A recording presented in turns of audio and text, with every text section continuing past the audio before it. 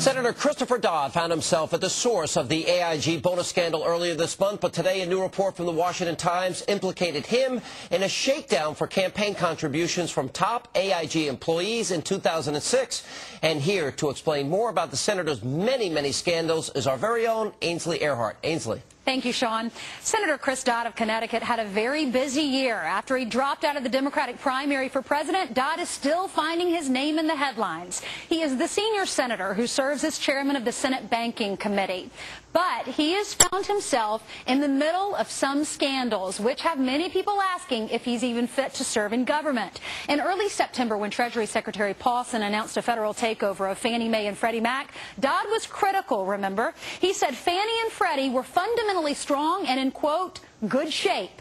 But it was quickly discovered Fannie and Freddie were heavily investing in the Democratic Party. Some speculate Dodd's responses were bought, especially when information surfaced that the Connecticut senator received $133,000 in campaign contributions from 1989 to 2008, making him Fannie and Freddie's #1 recipient. This past summer, amidst the housing meltdown, Chris Dodd received a VIP sweetheart loan from Countrywide CEO Angelo Mozilo. An odd development, considering earlier that year he publicly called Countrywide's lending practices, quote, abusive.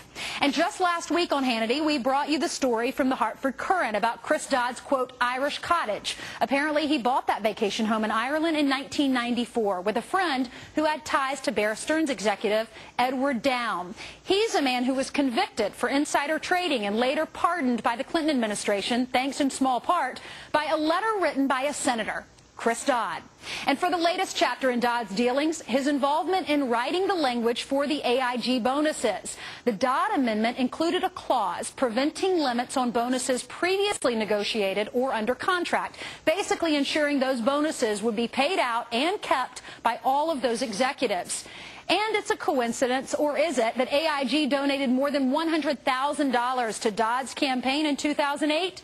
Plus, just breaking today, as Sean was saying, the Washington Times uncovered documents from former A.I.G. Financial Products CEO Joseph Cassano, urging his top executives to donate to Dodd in 2006 because he was set to take over the Senate Banking Committee.